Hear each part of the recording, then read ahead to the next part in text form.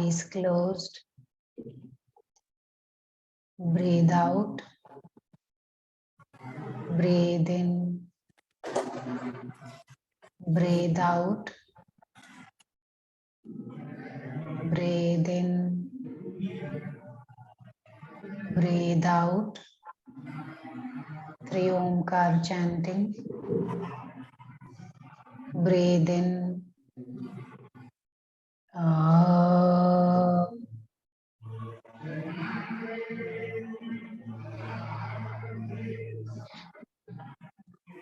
Breathe in.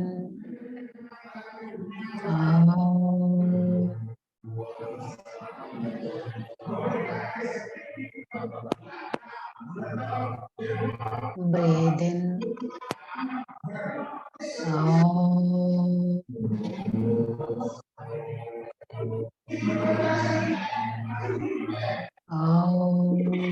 Sahana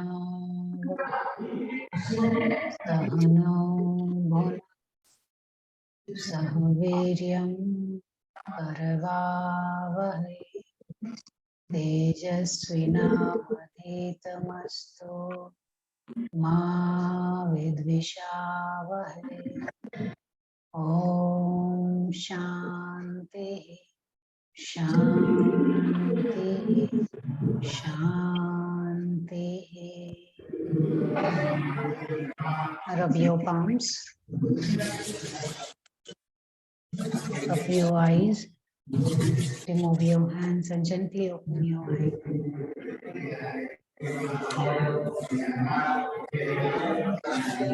Okay, let's start.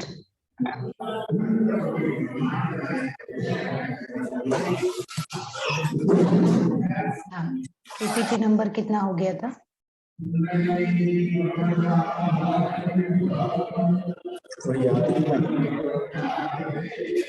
हाँ प्रशांत sir, PPT number कितना हो गया था?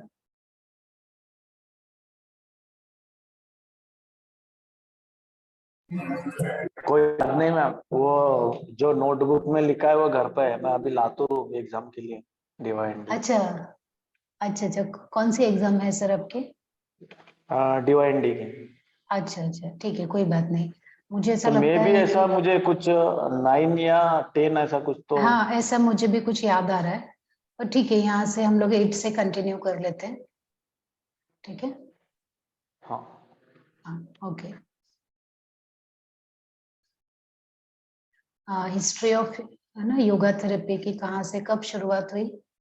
तो कृष्णामाचार्य ने पहली बार स्टार्ट किया था, स्वामी कुवलयानंद जी ना यस व्यासा से बिहार स्कूल ऑफ योगा, ये सभी लोग योगा थेरेपी में रिसर्च करते हैं।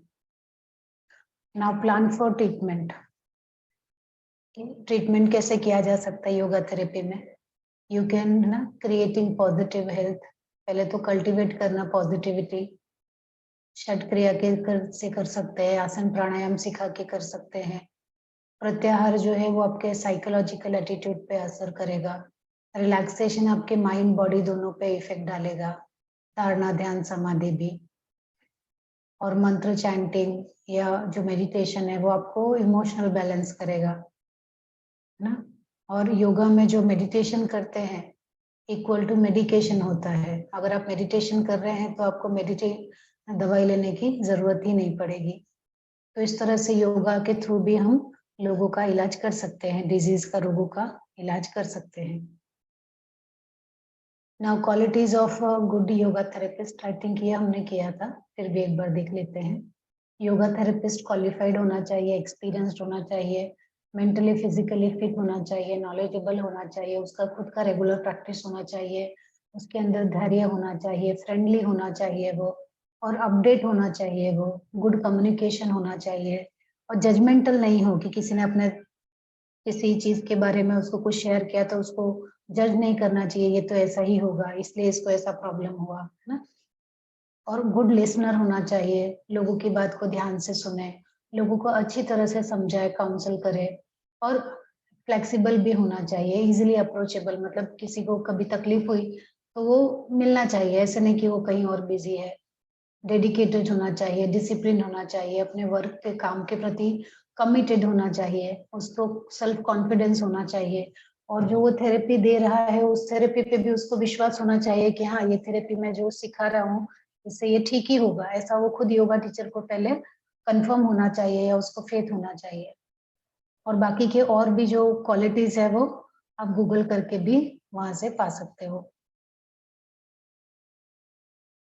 लिमिटेशन क्या है योगा थेरेपी के? पहले तो ये स्लो है, सब्जेक्टिव है ना, कि किसी एक हर एक चीज पे काम नहीं आ सकता और बहुत धीरे धीरे इसका असर होता है। और अगर आपको इसका कुछ इमरजेंसी आई तो उसमें काम नहीं करेगा ये, है ना।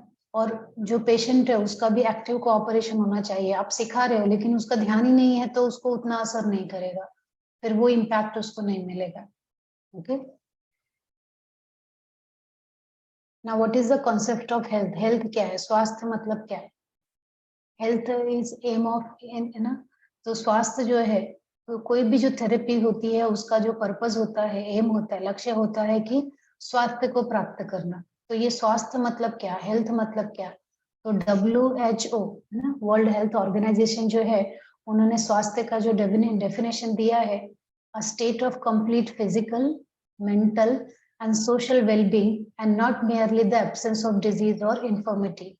तो WHO ने जो डेफिनेशन दिया है, जो परिभाषा व्याख्या दी है हेल्थ की, वो है कि सिर्फ शारीरिक रूप से, मानसिक रूप से और सामाजिक रूप से स्वस्थ होना ही जरूरी नहीं है, बल्कि मतलब अगर आपको इनसे रिलेटेड कोई रोग नहीं है तो इसका मतलब भी स्वस्थ नहीं है, है ना। स्वस्थ मतलब हर लेवल पे होना चाहिए, सिर्फ फिजिकल, मेंटल, ना, सोशल, और उन्होंने ऐड भी किया स्पिरिचुअल लेवल पे भी आपको हेल्दी होना चाहिए, तब जाके वो कंप्लीट हेल्थ होता है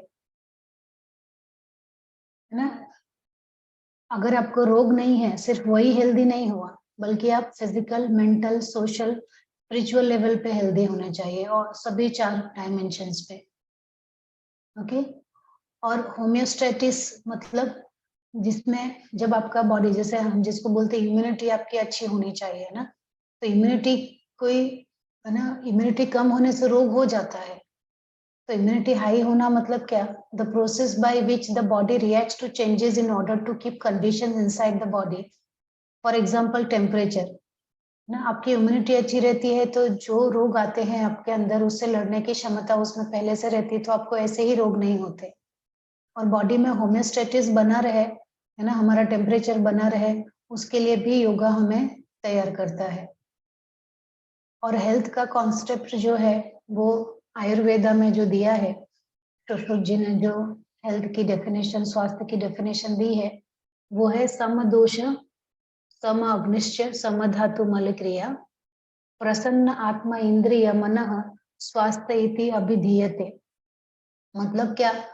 सम, सम मतलब एक बैलेंस, है ना। तो आपके जो त्रिदोष है बैलेंस होने चाहिए, आपके जो 13 अग्नि है वो बैलेंस होने चाहिए, आपके जो सप्त धातु है वो बैलेंस होने चाहिए। मल क्रिया मतलब आपका पेट अच्छी तरह से साफ होना चाहिए। मल क्रिया में सिर्फ ऐसा नहीं कि मल त्याग, लेकिन आपका पसीना बराबर निकलना चाहिए, ब्रीदिंग अच्छा होना चाहिए। तो सभी जहां जहां से मल निकलता, मल मतलब टॉक्सिन्स, पसीने से टॉक्सिन्स निकलता है, ब्रीद आउट से निकलता है, यूरिन से, स्टूल से, तो वो सभी अच्छा होना चाहिए। उसके अलावा प्रसन्न मतलब ये सब तो होना ही चाहिए, उसके अलावा आपकी आत्मा, आपकी इंद्रिय और आपका मन तीनों भी प्रसन्न भी होना चाहिए, तब उसको ही स्वास्थ्य कहा जाएगा। आयुर्वेदा में बताया है। भगवत गीता में क्या बताया है? समत्वम योग उच्यते। ओके, जब आप इकोनॉमिटी में रहते हो, समत्व में रहते हो, समता में रहते हो, है ना, बैलेंस में रहते हो, वही हेल्थ है। अब ये हेल्थ के बाद हमें जो अलग अलग डिजीज दी गई है वो डिजीज के बारे में हम लोग देखते हैं। तो पहला जो आपके पोर्शन में डिजीज है कार्डियोवास्कुलर डिजीज, है ना। कार्डियोवास्कुलर डिजीज मतलब हार्ट से रिलेटेड आपको 3 तरह की प्रॉब्लम, रोग होते हैं। पहला है हाइपरटेंशन, दूसरा है एंजिना पेक्टोरिस, तीसरा है कार्डियक अस्थमा। ओके, चौथा है हार्ट डिजीज, है ना। हार्ट डिजीज में बहुत सारे हैं, जैसे कोरोनरी आर्टरी डिजीज, उसको कैड कहा जाता है ना। IHD, इसमें एक हार्ट डिजीज, जिसमें क्या होता है आपकी जो आर्टरी होती है वो पतली हो जाती है, नैरो हो जाती है। Okay, and कंजेटिव heart failure CCF, जिसको हम बोलते हैं ना हार्ट फेल हो गया वो, और LVF है ना, लेफ्ट वेंट्रिकल फेलर, आपका जो लेफ्ट साइड का वेंट्रिकल है वो फेल हो जाता है क्योंकि वहां पे सफिशिएंट ब्लड का सप्लाई नहीं हो पाता है कि वो पूरे ऑर्गन को ब्लड सप्लाई करे, तो वो LVF, ये भी एक हार्ट डिजीज है। अरिथमियासिस, अरिथमिया क्या है कि इरेगुलर या एबनॉर्मल रिदम ऑफ हार्ट, आपका जो हार्ट बीट होता है वो एबनॉर्मल हुआ या इरेगुलर हुआ कि इतने सेकंड में इतना दिल धड़कना चाहिए वो नहीं हुआ, तो भी वो हार्ट डिजीज में आएगा। वल्वुलर डिजीज, कि आपके जो वॉल्व होते हैं, कोई भी आपके जो वॉल है हार्ट के, अगर उसमें से कोई भी एक वॉल्व फेल हो गया, डैमेज हो गया, उसमें कुछ प्रॉब्लम आ गई, तो उसको बोलेंगे वल्वुलर डिजीज। और सेरेब्रोवास्कुलर डिजीज, जिसमें क्या होता है, स्ट्रोक आता है ना, ब्लड सप्लाई जो ब्रेन में जाता है वो रुक जाता है, जिसको हम लोग ब्रेन हैमरेज की तरह बोलते हैं। ठीक, और वेरिकोज वेन्स है, जैसे हम लोग देखते हैं ना पैर में हरी हरी नसें दिखाई देने लगती है, वो क्यों होता है, वो भी कार्डियक प्रॉब्लम ही है कि उसमें क्या हो जाता है कि आपकी जो वेन्स है ना वो ट्विस्ट हो जाती है, बड़ी हो एनलार्ज हो जाती है, ट्विस्ट हो जाती है, जो स्किन के नजदीक रहती है ना वो सभी, और उसकी वजह से वो हमें बाहर भी दिखाई देते हैं, तो वो है वेरिकोज वेन। तो कार्डियोवास्कुलर डिजीज में या हार्ट से रिलेटेड इतनी सारी बीमारियां हमें होती हैं, अभी हम लोग एक एक को देखेंगे। अभी हाइपरटेंशन, हाँ सब दिखाओ क्या प्रशांत सर, ये अब हो जाएगा तब भी बता दीजिए, नहीं अगर कुछ लिखने का बाकी है, मैं ऐसे पीपीटी तो ये शेयर करूंगी। अभी इसमें एक पॉइंट और ऐड करना है लास्ट में, और जैसे ही हो जाएगा मैं आपको शेयर कर दूंगी, तो एग्जाम तक के लिए आपका तैयार हो जाएगा। आप लोगों की एग्जाम कब है, बीए की एग्जाम अप्रैल में ही है कि कभी है? 20 अप्रैल 20 अप्रैल ना, 20 ठीक है अप्रैल। ठीक है। तो क्या होगा, मेरा है ना एक लास्ट टॉपिक बाकी है ये पीपीटी में ऐड करने का, चिल्ड्रन वाला, वो ऐड कर दूंगी ना, तो मैं आपको एडवांस में ये पीपीटी भेज दूंगी कि आपका तैयारी होता रहेगा ना। नाउ हाइपरटेंशन क्या है ना, it is a disease of modern lifestyle, मतलब ये कोई ऐसा रोग नहीं है जो आपको पहले से पैदा हुए थे तभी हुआ, ये हमारी जो लाइफस्टाइल है उसमें बहुत सारे जो है ना, हम उसको ठीक से फॉलो नहीं करते हैं जो प्रॉपर होना चाहिए।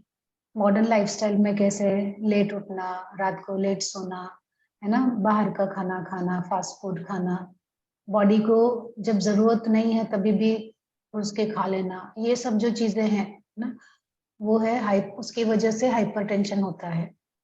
इसमें क्या होता है, blood pressure is higher than normal, आपका जो बीपी है वो नॉर्मल से ज्यादा होता है, इसको हाइपरटेंशन बोलते हैं ना, या जैसे बोलते हैं ना हाई बीपी और लो बीपी, जब ज्यादा होगा तो हाई बीपी, कम होगा तो लो बीपी ना, कि आपका जो जितना ब्लड पंप करना चाहिए है ना, लेकिन पंप तो बहुत तेजी से कर रहा है, लेकिन उसको ले जाने वाली जो पाइपें हैं है ना, जो आर्टरीज है वो नैरो हो गई, पतली हो गई है, उसकी वजह से पंप ज्यादा हो रहा है, लेकिन पाइप ही पतली है तो प्रेशर ज्यादा आएगा ना, तो वही हाई बीपी हो जाता है।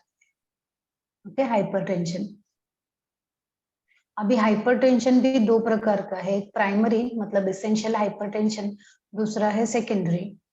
अभी प्राइमरी हाइपरटेंशन क्या है, hypertension occurs when you have abnormally high blood pressure that is not the result of a medical condition। okay? आपका जो ब्लड प्रेशर है वो बहुत हाई हो गया, एबनॉर्मली हाई हो गया है। This form of high blood pressure is often due to obesity, family history and an unhealthy diet, and the condition is reversible with medication and lifestyle change. तो ये प्राइमरी, यही ज्यादातर लोगों को यही वाला प्राइमरी वाला हाइपरटेंशन होता है, एसेंशियल हाइपरटेंशन। मोटापा आ गया, पहले हमारी फैमिली में किसी को था उससे आ गया, अनहेल्दी डाइट से आ गया, तो उसकी वजह से जो हाई बीपी हो जाता है, हाइपरटेंशन हो जाता है, वो है प्राइमरी। और इसको हम चेंज कर सकते हैं है ना, लाइफस्टाइल को सुधार के, एक्सरसाइज से, योगा से इसको ठीक कर सकते हैं। और जो सेकेंडरी हाइपरटेंशन है ना, secondary high blood pressure, is high blood pressure that is caused by another medical condition. It is caused by conditions that affect the kidneys, arteries, heart or endocrine system. अभी इसमें कैसा है कि ये high blood pressure जब होता है ना, तो किसी और प्रॉब्लम की वजह से, मतलब किसी और आपको कोई और तकलीफ थी और वो तकलीफ की वजह से आपको ये सेकेंडरी हाइपरटेंशन हुआ। मतलब आपका सब नॉर्मल था लेकिन कोई और बीमारी हुई और उसकी वजह से आया, और ये आने की वजह से उसका असर आपकी किडनी पे, आर्टरीज पे, है ना, हार्ट पे, और ये आपके इंडोक्राइन सिस्टम पे, ऐसे बहुत सारे सिस्टम पे होता है। मतलब एक बीमारी थी, उसका असर दूसरे ऑर्गन पे हो रहा है, वो सेकेंडरी हाइपरटेंशन है।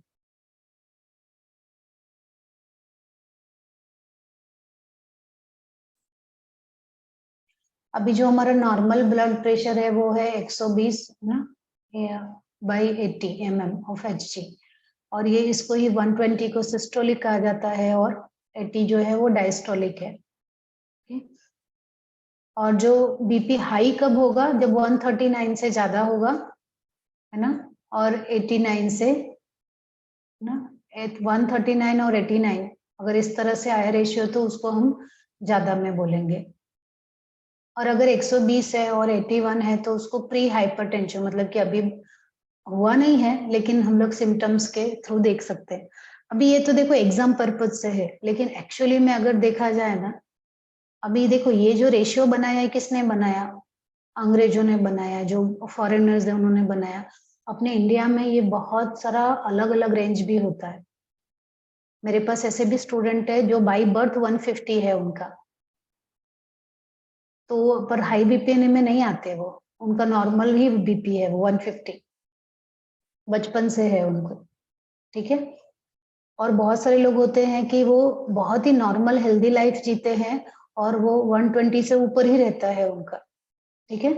पर आपके एग्जाम के लिए ये याद रखो आप बस। लेकिन ऐसे एक्चुअली में ऐसे तुरंत मत बोलो कि 121 से आपका ये 81 है तो अभी आपको दवाई लेनी पड़ेगी, ये करना पड़ेगा। इतना डराने की जरूरत नहीं है किसी को, बहुत नॉर्मल है। जब भी 139 140 जाता है ना, तभी आपको उसको समझने की जरूरत है कि नहीं अभी इसको मेडिसिन लेना चाहिए। इससे कम रहेगा तो आराम से अनुलोम विलोम प्राणायाम, भ्रामरी प्राणायाम करके आप उसको with in a month control कर सकते हो आप। और अभी अगर आप है ना बीपी जब भी नापते हो तभी आप लेट के नापोगे तो थोड़ा सा उसका अलग आएगा, और बैठ के करोगे तो थोड़ा अलग रहेगा। इसलिए हमेशा बीपी है ना लेटा के ही करना चाहिए। जब आप बीपी मेजर कर रहे हो तो लेटाओ और बाद में मेजर करो, ठीक है। Now primary and essential hypertension ना, cause can not be determined, hereditary और स्ट्रेस। जो प्राइमरी वाला है हाइपरटेंशन, जो ओबेसिटी से आता है, जो मोटापे से आता है ना, हेरिडिटी से आएगा, स्ट्रेस से आएगा। जो कॉमन मेजोरिटी जो हमारे पास केसेस आते हैं वो प्राइमरी हाइपरटेंशन के होते हैं। जितने आते हैं 90% लोग ए वाले होते हैं, बहुत कम लोग सेकेंडरी वाले होते हैं। सेकेंडरी हाइपरटेंशन में क्या है? predisposing factors can be kidney disease, adrenal gland disease, obesity, arterial wall narrowing, arteriosclerosis, stress, poor lifestyle। इन सब की वजह से, मतलब कोई और बीमारी है और उस बीमारी की वजह से हमारा हाइपरटेंशन हुआ है हमको, ठीक है। हाइपरटेंशन हुआ तो वो सेकेंडरी वाला हुआ, ये तो ऊपर समझाया मैंने। हाइपरटेंशन कभी होगा, हमें कैसे पता चलेगा कि उसको हाइपरटेंशन हुआ है, बीपी हाई हुआ है? मतलब उसका हैवी हेड और डिजीनेस, चक्कर आएगा या सिर बहुत भारी हो जाएगा, ब्रीदलेसनेस होता है, सांस लेने में तकलीफ हो रही है, नींद नहीं आ रही, बार बार नींद खुल रही है ना, पल्पिटेशन इंक्रीज हो गया है, धड़कन बढ़ गई है, बहुत टायर्डनेस लग रहा है ना, और चेस्ट में बहुत भारी लग रहा है, वैसे कंजेस्टेड लग रहा है ना। शोल्डर में किसी को ना शोल्डर में पेन होने लगता है, आर्म्स में पेन होने लगता है, जो साइड चेस्ट का, ये हार्ट का जो साइड का आर्म है ना वो भी पेन होने लगता है, हैवी होने लगता है। तो ये सब में समझ जाओ कि उनको हार्ट से रिलेटेड प्रॉब्लम आई है। उसको हार्ट को, ये हाइपरटेंशन को मैनेज कैसे कर सकते हैं? रिलैक्सेशन प्रैक्टिसेस देके बेस्ट प्रैक्टिस है रिलैक्सेशन देना।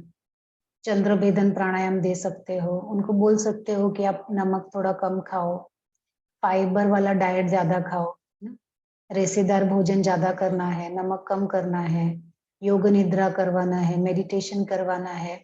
और प्राणायाम में आप उनको है ना भस्त्रिका कपालभाति प्राणायाम मत दीजिए उनको। उसके अलावा अनुलोम विलोम दे सकते हो, चंद्र भेदन दे सकते हो, सूर्य भेदन भी मत दो उनको ना।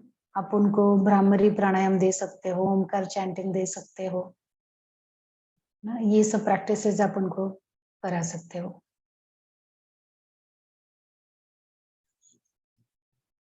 Now cardiac asthma. It is not a form of asthma, type of coughing and squeezing that occurs with left ventricle failure, and treatment different from bronchial asthma, and distinction important as treatment for cardiac failure relieves cardiac asthma, but treatment like for bronchial asthma aggravate the condition. ठीक है, cardiac asthma जो है वो asthma नहीं है जो हमें breathing से होता है, ये हमारे हार्ट से रिलेटेड है। ठीक, तो जब हम लोग है ना कॉफिंग मतलब जब अस्थमा कार्डियक मतलब वो हार्ट फेलियर होने लगता है तो हम लोग बोलते हैं ना खांसी करना चाहिए, खांसी करना चाहिए जब भी हार्ट हार्ट पे प्रेशर आ रहा है ना, तो अपने आप इसमें खांसी आने लगती है। जब ऐसे कभी चेस्ट में कंजेशन आए और आपको खांसी भी आ रही है ना, तब समझ जाने का कि ये कार्डियक अस्थमा है। कार्डियक अस्थमा में अभी ये इमेज अगर हम लोग देखेंगे, ये देखिए कार्डियक अस्थमा में ऐसे है, नॉर्मल ऐसा है लंग्स आपका, जो एल्यूविलाई होते हैं छोटे छोटे जो बलून की तरह है आपके लंग्स में है ना, और इसमें no fluid build in the lungs. यहाँ पे क्या हो गया, फ्लूइड जमा हो गया, fluid build in the alveoli, fluid leakage into lungs है ना, जो फ्लूइड है वो लंग्स में लीकेज की तरह हो गया। तो कार्डियक अस्थमा में इस तरह से रहेगा। And the heart failure result in buildup of fluid around the lungs and around the airways, which result in coughing, sneezing and shortness of breath. तो ये जो फ्लूइड है वो भरने की वजह से ब्रेथ ठीक से ले ही नहीं पाते और उसकी वजह से बहुत खांसी आने लगती है।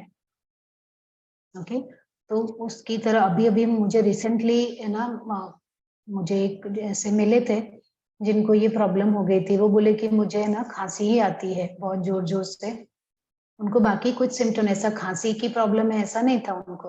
तब मैंने उनको बताया कि आप ना एक बार चेक करा लो आपका हार्ट का, आपको कार्डियक अस्थमा हो सकता है। रिसेंटली मुझे एक ऐसे पेशेंट मिले थे। आप प्रशांत सर कुछ पूछना है क्या? नहीं ना, ओके।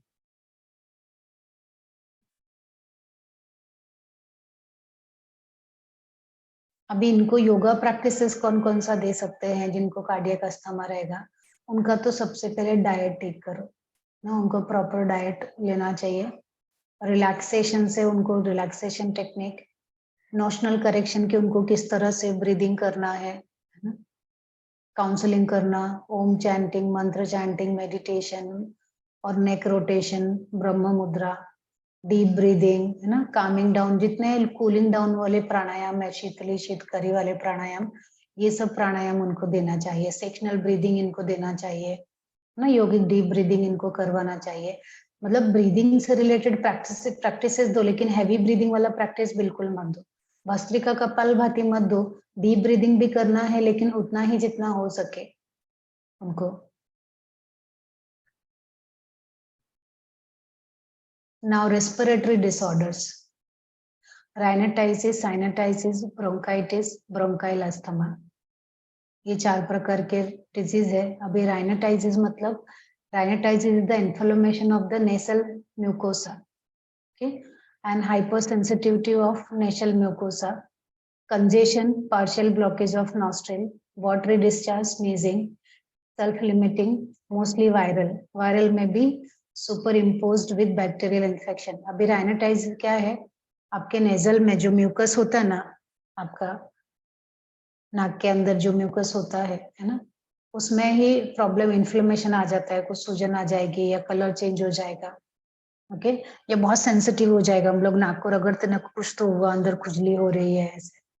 कंजेशन हो जाता है या थोड़ा ब्लॉक हो जाएगा नॉस्ट्रिल, है ना, या फिर पानी गिरने लगेगा, छींक आने लगेगी, है ना। और जिसको हम बोलते हैं ना वायरल हो गया है, वैसा ही कि वायरल सर्दी हो जाती है ना, कि वायरल हो गया, एक से दूसरे से स्प्रेड हो जाता है, वैसे।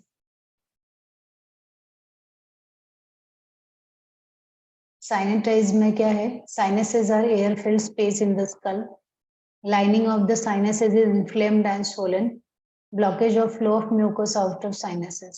अभी साइनसेस क्या है, आपका जो स्कल है, माथा है ना, इसमें जिसको साइनस होता है ना, वो बोलते हैं ना कि मुझे साइनस रहता है, हमेशा साइनस रहता है, हमेशा ब्लॉक हुआ रहता है नॉस्ट्रिल, म्यूकस की वजह से पूरा भरा भरा लगता है ना, ये पूरा माथा भरा भरा लगेगा उनको, ओके, कि अंदर हमेशा ऐसा लगेगा सर्दी का सेंसेशन हुआ है, ऐसा। वो क्यों रहता है, वायरल रहता है, फंगल भी रहता है, बैक्टीरियल इन्फेक्शन भी होता है। और क्या होता है, किसी किसी को ना एलर्जी बहुत ज्यादा रहती है, सुबह मुंह धोएंगे तो जो साबुन से मुंह धोया उसका भी एलर्जी हो सकता है, कभी बाहर गए ना तो उसका भी, कि जैसे कि पूरा दिन ठीक थे, शाम को आते ही चालू हो गया, किसी किसी को सुबह उठते ही चालू हो गया, वो घर में क्लीनिंग करेंगे, झाड़ू वगैरह लगाएंगे तो उससे भी हो जाता है, ठीक। एक्यूट कब है, अगर 12 हफ्ते से कम समय तक है तो एक्यूट है। क्रोनिक कब है, जब भी 12 हफ्ते से ज्यादा रहता है तो वो क्रोनिक हो जाता है। तो मोस्टली लोगों को ये क्रोनिक बहुत ज्यादा होता है, मतलब उसको ही हम लोग बोलते हैं ना एलर्जी है, एलर्जी जैसा बोलते हैं कि ये एलर्जी है, इसको साबुन की एलर्जी है, धूल की एलर्जी है, ऐसा, या कोई चीज अपने सूंघा उसकी एलर्जी किसी किसी को हो जाती है।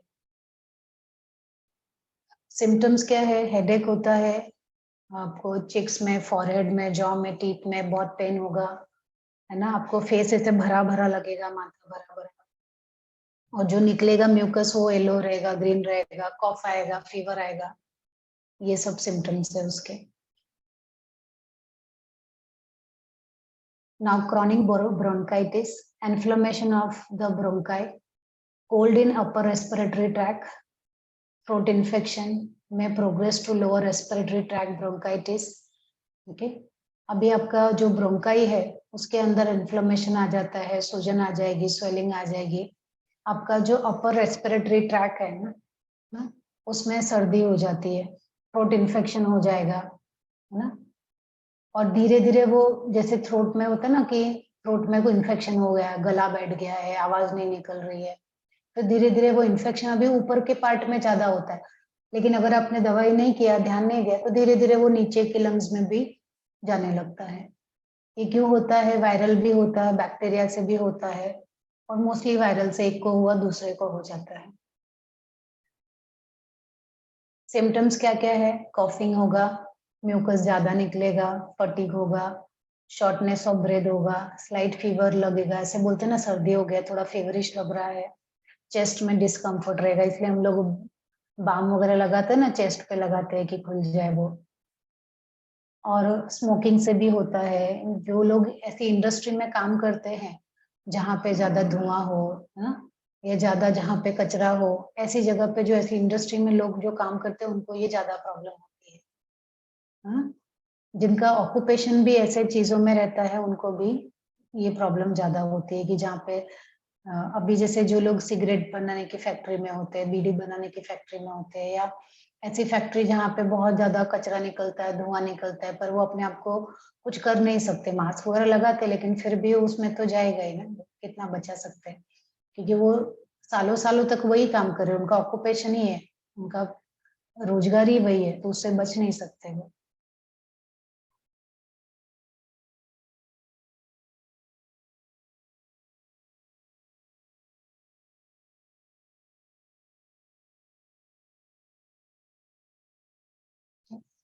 अभी क्रॉनिक में देखो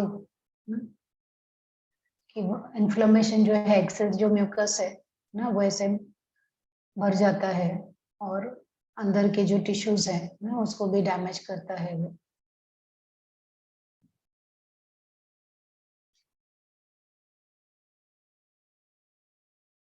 ना ब्रोंकाइल अस्थमा के सिम्टम्स क्या रहेंगे, अस्थमा मतलब क्या, जो आप ब्रेथ मतलब श्वास लेने के लिए भी आप ऐसे ग्रास्प करते हो ना कि सांस लेने में भी तकलीफ हो रही है, okay, difficulty in breathing, acceleration में भी, है ना, आपका जो विंड पाइप है ना, एयरवेज है आपका, वो ऐसा फंसा फंसा लगता है कि कुछ तो फंसा है उसमें, ठीक।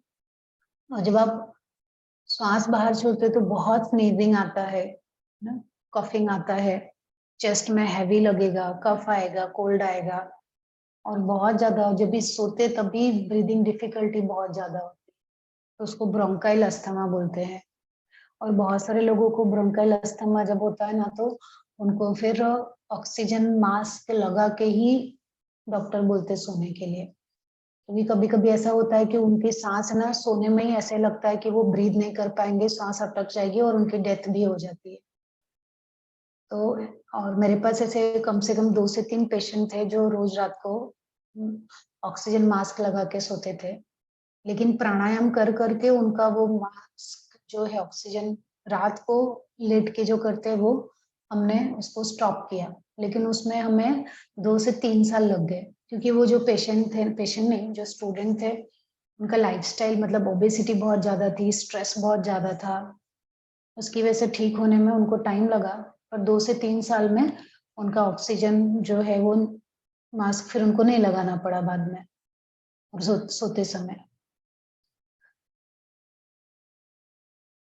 ठीक, अब इसके कॉजेज क्या है, एलर्जी है, हाइपर सेंसिटिविटी, कि कोई भी चीज से बहुत जल्दी उनको एलर्जी हो जाती है, स्ट्रेस, आज के जमाने में ये स्ट्रेस भी बहुत बड़ा रोल करता है इसमें, है ना, डस्ट से एलर्जी है, पॉल्यून है, फ्यूम है, परफ्यूम से एलर्जी हो जाती है, रॉन्ग डाइट है, हेरिडिटी से भी आता है, फिजिकल या इमोशनल स्ट्रेस बहुत ज्यादा होता है ना, तभी भी ये बहुत ज्यादा हो जाता है। आप देखोगे ना, अगर आप अस्थमा जिस पेशेंट को है उसका अगर फैमिली हिस्ट्री देखोगे ना, आपको 90% इमोशनल मिलेगा आपको।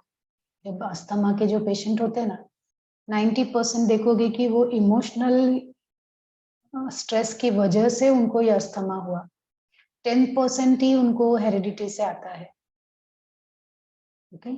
और ज्यादातर स्ट्रेस, और उनका आप जब भी बात करोगे आप तभी पता चल जाएगा कि बेचारे का जो उसको इतना मतलब वो किसी से बता नहीं पाता, किसी को शेयर नहीं कर पाता, बहुत सारी चीजें मन में रखते हैं, खुद को दबा के रखते हैं, ऐसे लोग को बहुत ज्यादा ये होता है। इन्फेक्शन से, क्लाइमेट चेंज हुआ उससे, पोल्यूशन से, तो ये सब बहुत कॉमन रीजन है अस्थमा के लिए।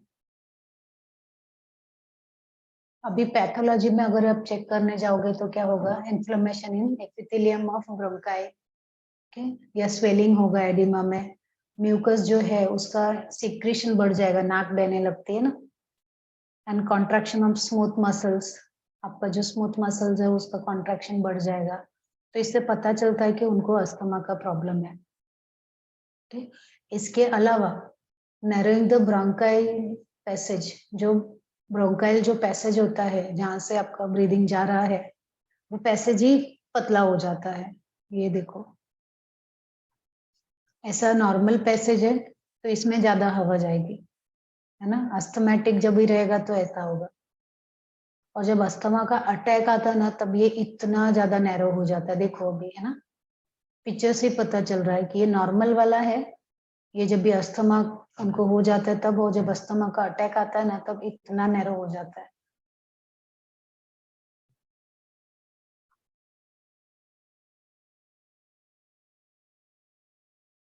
ना। Best position to reduce the shortness of breath, कि आपका जो चेस्ट पार्ट है ना, लंग्स पार्ट है, वो ओपन होना चाहिए। अभी जितने बैकवर्ड बेंडिंग आसन है, ट्विस्टिंग आसनास है, वो सब आप उनको दे सकते हो इसमें। फॉरवर्ड बेंडिंग आसन अवॉइड मत करो, लेकिन फिर भी काउंटर की तरह आप फॉरवर्ड बेंडिंग आसन दे सकते हो, लेकिन ट्विस्टिंग और बैकवर्ड बेंडिंग आसनास जो है ना वो बेस्ट है इसके लिए।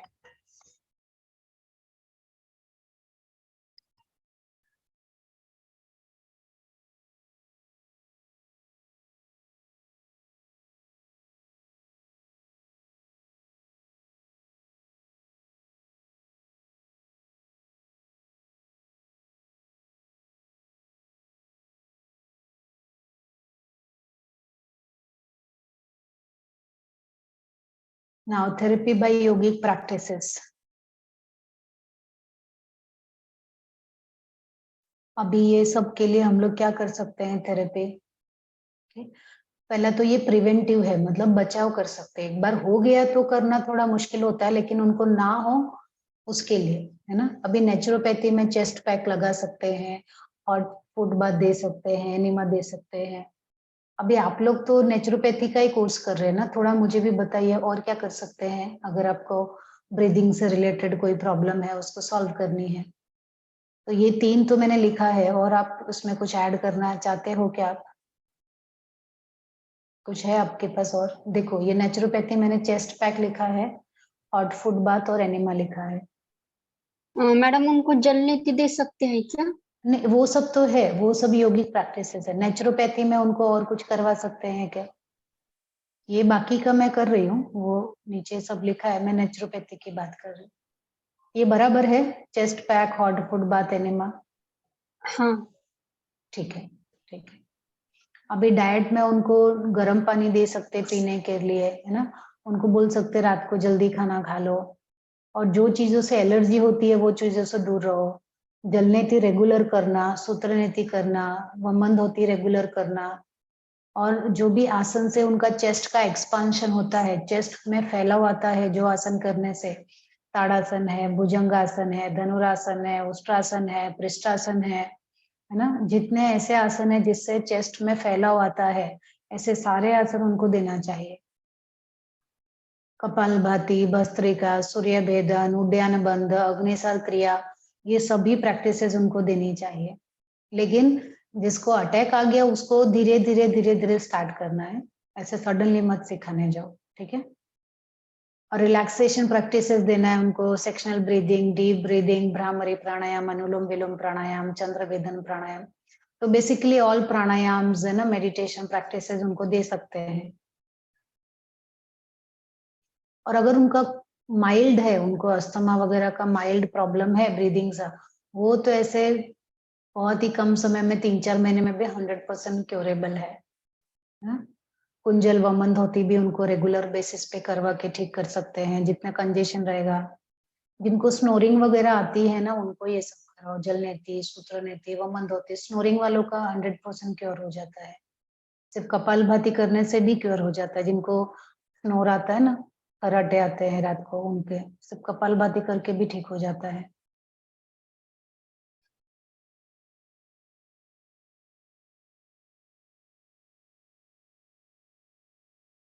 Now endocrine and metabolic disorder, diabetes, mellitus and obesity.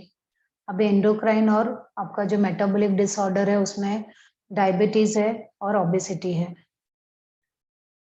Diabetes mellitus क्या है? क्रॉनिक मेटाबॉलिक डिसऑर्डर है, excess of blood glucose with the secretion of glucose in urine. Okay, अभी आपका जो मेटाबॉलिक डिसऑर्डर, मेटाबॉलिज्म क्या होता है? आपको जो खाना पचाने की जो क्षमता है वो ठीक से काम करे, वो आपका मेटाबॉलिक है। ठीक, excess of blood glucose with secretion of glucose in the urine, है ना। आपके यूरिन में आपका जो सिक्रेशन है ग्लूकोज का वो ज्यादा हो जाता है, उसकी वजह से ये डिसऑर्डर आता है। अभी इसमें टाइप्स भी है। अभी इंसुलिन डिपेंडेंट वाला जो है वो टाइप 1 है, और वो जुवेनाइल जो है वो अडल्ट को होता है। और टाइप 2 में क्या होता है? नॉन इंसुलिन डिपेंडेंट, अराउंड 90% लोगों को। और जेस्टेसाइनल जो प्रेगनेंसी के टाइम पे डायबिटीज होता है, ओके। और उससे मतलब आपको टाइप 1, टाइप 2 और प्रेगनेंसी के टाइम पे डायबिटीज, ऐसे 3 बार ही होता है। जो टाइप 1 में है वो अडल्ट लोगों को जो होता है ना, मतलब पहले से रहेगा। नॉन इंसुलिन जो टाइप है, 90% लोगों को ये टाइप 2 डायबिटीज होता है, जो उनके लाइफस्टाइल है ना, मॉडर्न लाइफस्टाइल की वजह से होता है। उनको इंसुलिन की जरूरत नहीं पड़ती, थोड़ा सा दवाई दे के भी काम हो जाता है। और प्रेगनेंसी के टाइम पे भी डायबिटीज हो जाती है, तो उस समय भी डॉक्टर दवाई देते हैं उसको ना कंट्रोल करने के लिए। और अगर लेकिन ठीक से उसका ट्रीटमेंट नहीं किया तो बाद में फिर और ज्यादा प्रेगनेंसी के बाद भी वो रह सकता है डायबिटीज। और diabetes signs and symptoms, hyperglycaemia, glycosuria, आपके यूरिन में है ना, ग्लूकोज रहेगा।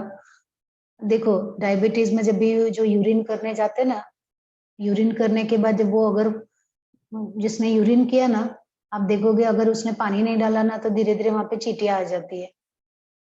ठीक है, चींटियां आना मतलब कि वो उसके यूरिन में ग्लूकोज ज्यादा आ रहा है, तो उसका मतलब ये कि उसको डायबिटीज है। Polyuria, excessive hunger and thirst, weakness है, वेट लॉस है, इचिंग हो रहा है ना, और कोई अगर तकलीफ हुई है, कुछ कट वट गया है तो वो हील ही नहीं हो रहा है, टाइम लग रहा है, इन्फेक्शन बहुत जल्दी हो जाता है, तो ये सब उसके सिम्टम्स है डायबिटीज के।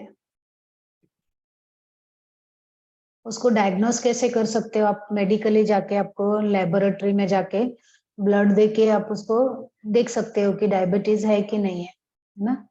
फास्टिंग ब्लड ग्लूकोज चेक कर सकते हैं, है ना। 100 mg तक रहेगा तो नॉर्मल है, 100 से 125 रहेगा तो प्री डायबिटिक है, और 125 से ज्यादा हुआ तो डायबिटिक है। और खाने के 2 घंटे के बाद जो करते हैं उसमें कितना होना चाहिए? 140 से तक रहेगा तो नॉर्मल है, 140 से 180 तक हुआ तो डायबिटिक है, और अगर उससे भी ज्यादा हुआ तो ज्यादा प्रॉब्लम है। ठीक है,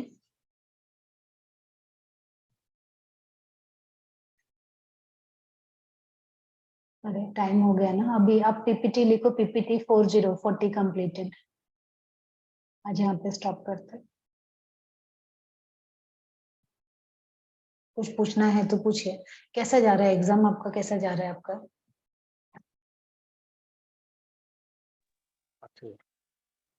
अच्छे से अच्छा। जा रहा है मैडम। अच्छा, आज तो पेपर आपने सिखाया हुआ पेपर था मैडम। अच्छा आज वही पेपर था। ओके हाँ। ओके, तो रिवीजन हो गया कि वो एग्जाम का इधर रिवीजन हुआ कि क्या? एग्जाम दिया रहेगा उसकी वजह से आज ये लेक्चर ऐसा लगा, हाँ सब समझ में आ रहा है, सब तो पढ़ा है ऐसा लगा। पर आपको मराठी में नोट्स मिला है क्या उसका? हमारे पास पहले कुछ थे मैडम, हम्म, आपके निकाले हमने हार्ड कॉपी, लेकिन वो पढ़ने को पढ़े नहीं मैडम हमने। नहीं मैंने तो नहीं नहीं मतलब, पढ़ा। अच्छा नहीं मतलब हाँ, कैसा है कि अगर इंग्लिश आपके में पास थे ना। जैसे कि ये जो नोट्स है ना, मैंने अभी हिंदी टाइपिंग मुझे इतना जमता नहीं है कि हिंदी टाइप करके, इंग्लिश का है सब, मतलब मैं हिंदी में समझा सकती हूँ, और मुझे लगा आपके पास हिंदी में या मराठी में पीपीटी रहेगा तो आप मुझे भेज दो, क्योंकि जो आने दूसरे स्टूडेंट रहेंगे ना अगले साल के लिए, तो उनको इजी होगा कि मैं उनको दे दूं कि आप ये मराठी वाला पीपीटी ले लो, ऐसा। तो अगर आपके पास नेचुरोपैथी के कोर्स में अगर आपको मराठी में कुछ पीपीटी या नोट्स दिया रहेगा तो आप मुझे भी शेयर कर दो, तो आने वाले जो स्टूडेंट है उनको मैं दे सकती हूँ। हाँ ये आपको समझ में आ रहा है जो मैंने आपको दिया है पीपीटी, ये जो सिखा रही हूँ मैं? हाँ हाँ, समझ में आता है मैडम, लेकिन जब इंग्लिश पढ़ने को बैठते हैं तो कुछ कुछ वर्ड्स समझ में नहीं आते। नहीं, इसके लिए मैं ना वहाँ पे मीनिंग भी लिखती हूँ। और देखो पूरा पीपीटी में से ना आपको सब याद नहीं करना है, दो दो चीजें याद रखने का। एग्जाम्पल लिया तो दो याद रखने का, सब पूरा मत समझने पढ़ने जाओ। वो बीमारी क्या है वो समझो, उसको ठीक करने के लिए योगा के जितने इलाज है वो आपको मालूम रहता है। एक तो षटक्रिया करते हैं, मैम आसन करते हैं, कुछ प्राणायाम कुछ करते हैं। हाँ, कुछ कुछ क्वेश्चन ऐसे होते हैं मैम कि अभी वो क्वेश्चन ऐसे करते हैं कि उसके हम्म, अंदर कितने टाइप्स है, हम्म। उसका डिटेल दो। हाँ हाँ, और हाँ यार कोई भी दो दो दो को एक्सप्लेन करो। दो को ठीक। एक्सप्लेन करो। हाँ। बराबर, ठीक है। मैं ना अभी क्वेश्चन पेपर को भी, अभी जब भी अपना टॉपिक होने लगेगा ना, मैं क्वेश्चन पेपर भी पढ़ लेती हूँ। वो क्वेश्चन पेपर में भी अगर कुछ ऐसा है उन्होंने पूछा है और मैंने कवर नहीं किया, मैंने क्या किया, पोर्शन कवर किया है पूरा। लेकिन क्वेश्चन पेपर में कभी कभी वो और भी डीपर पूछ लेते हैं या कोई और टॉपिक पूछ लेते हैं, वो भी मैं कवर कर लूंगी।